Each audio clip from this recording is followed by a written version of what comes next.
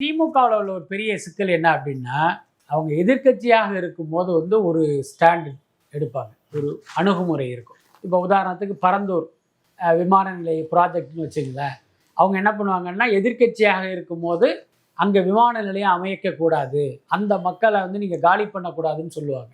8 வழிச்சாலை ப்ராஜெக்ட்னு வச்சுங்க, விவசாயிகள் பாதிக்கக்கூடாது, 8 வழிச்சாலையை ரத்து பண்ணுங்கம்பாங்க. ஆனால் இவங்க ஆளுங்கட்சி ஆனதற்கு பிறகு பார்த்தீங்கன்னா அதையே இவங்க செய்வாங்க. பரந்தூர் விமான நிலையம் அமைத்தே தீர்வோம் அப்படின்னு இவங்களே போய் அந்த மக்களை அப்புறப்படுத்துவாங்க.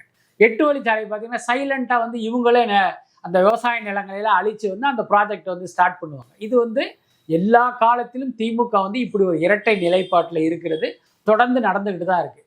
ஆனால் இதை ஏதோ ஒரு காரணத்தினால் ஊடகங்களும் எதிர்க்கட்சிகளும் அப்படி கண்டும் காணாமல் அப்படி போயிட்டு இருந்தாங்க. இப்போ தேர்தல் வரும்போது இவர்கள் செய்கிற சிறு தவறை கூட ஊடகங்களும் எதிர்க்கட்சிகளும் அதை பூதாகரப்படுத்துறாங்க.